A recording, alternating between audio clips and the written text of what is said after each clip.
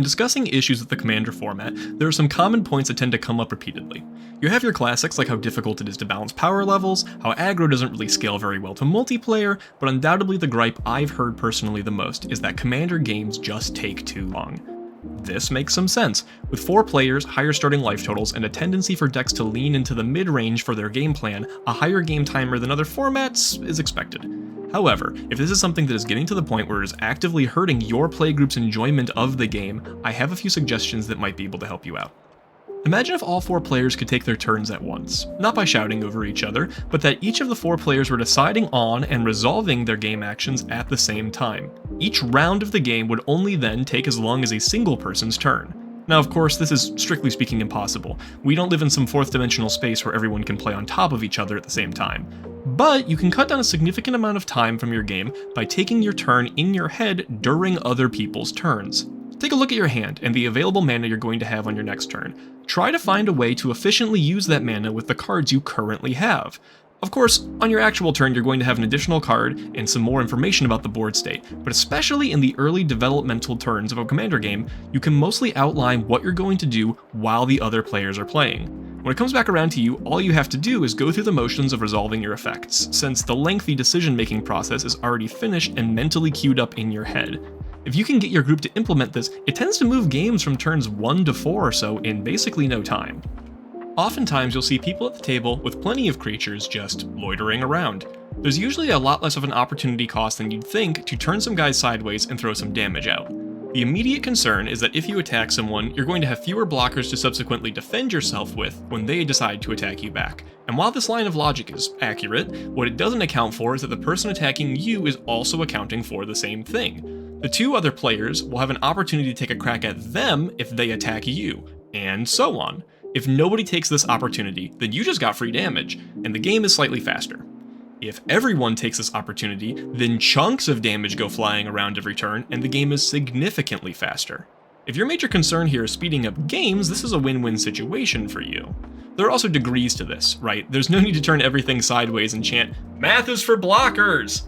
You can hold things back and take opportunities when they present themselves. The lesson here is that you should do everything you can to take these opportunities instead of waiting for a perfect, riskless opportunity every time you decide to attack. This idea also goes double for creature-based strategies. If your win condition is combat damage, then swinging early and often will help soften people up for the inevitable overrun effect that wins you the game. The first time you try out a new deck, it's going to inevitably be a slower game. You're going to be rereading cards you've only seen once while initially building the list, putting together different synergies, and figuring out what to tutor for when you're behind. These things take practice. As you learn that deck better and get more repetitions in with it, you will play faster and faster over time. Sometimes, slower games are a symptom of just many people bringing new decks to the table at the same night. If this happens often to you, maybe try to play 1 or 2 decks with more frequency. If that doesn't satisfy your creative spirit like constantly brewing new decks does, you could try to edit and fine-tune some of the decks you already have. Edits require a couple games to see the changes they make, and this kind of iteration not only makes you a faster player, but also makes your decks better and better every time you show up to game night. Tutoring is probably one of the most time-consuming actions you can take in a game of EDH. It requires opening up the deck, sifting through it to find a specific card. If you don't have one in mind immediately, there's a decision-making process, then there's shuffling, having someone cut your deck, and putting it back where it belongs. While it's important to conceal information from your opponents, when trying to juice a few more games out of a time limit for the night, you can start to make considerations for how much of an advantage small pieces of information are actually worth. Waiting until the end step before your turn to crack open a fetch land or to vampiric tutor might be optimal, but it also digs directly into the turn timer. Deciding to pass and then saying, "I'm gonna fetch an underground sea while the next player is going," lets your search and subsequent shuffle share time with the next player's turn. You lose a bit of power to bluff this way, but it'll certainly make your games flow faster. Okay, now let's say you've got multiple tutors you want to use. Instead of opening your deck, finding a card, shuffling, placing your deck down, and repeating this process again, ask your friends if they'd be fine with you just grabbing both cards in one go. If they aren't, that's okay. They might have interaction and they're well within their rights to ask to resolve things normally. If they are okay with it though, shortcutting this process can speed up play. Speaking of tutors, as long as your buddies aren't some Cheeto-handed degenerates, there's no shame in asking other players if they can shuffle for you while you continue your turn. This mostly applies if you're tutoring on the previous end step or at sorcery speed. My next method is something I by no means recommend to everyone, but it can be useful nonetheless. I tend to play a lot with newer players that are in the process of learning the game and honing their skills. As soon as a player gets blown out by their first piece of instant speed interaction, everything starts to look like a bluff, and they get really wrapped up in the metagame of trying to find the right time to interact with their own removal and counterspells. This, of course, is part of the game. But if you want to take a little stress off of their shoulders while speeding up your turns by a lot, a method I've employed is saying, hey, I'm gonna take my turn really quickly, feel free to rewind me to any point in my turn if you want to stop me for interaction. Obviously, this is not perfect and comes with the surrender of a ton of information, but it helps new players not feel like they have to stop the action every time they gain priority to run a risk-reward analysis on when they need to snipe your key pieces. It also allows you, if you're mentally queuing up your turn's actions while other players are taking their turns, to fire through your turn at a blistering pace. I'd advise not using this when a ton of what you're going to be doing is unknown to you.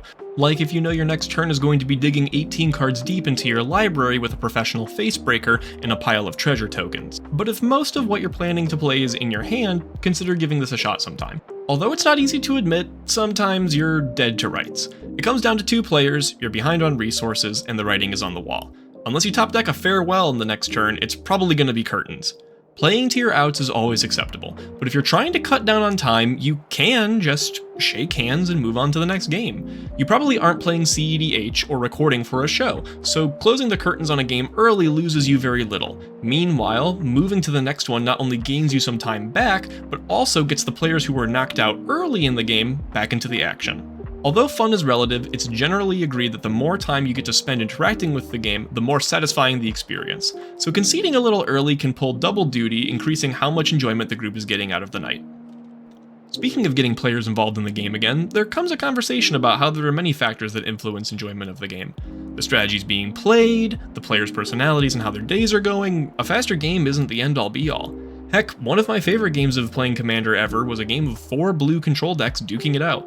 It lasted like 3 hours. Every turn, in response to every spell, we were talking, discussing threat level, what should and should not resolve, laughing as the stack piled up to 10 or more, counting up triggers, and having counter wars on top of counter wars.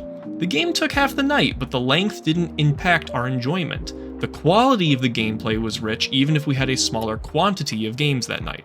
Talk with your group. Try to find out what else might be causing your enjoyment to wane. Commander takes a lot of time, commitment, and money for you not to enjoy your weekly game night. But if you figure out that the length really is what's causing issues, I hope that I was able to help you find some ways to work towards trimming the fat. I'm sure there are tons of other methods out there to help speed up the game, and if you have any suggestions, please leave them in a comment for other players to see. Thank you for your time, and have a great rest of your day.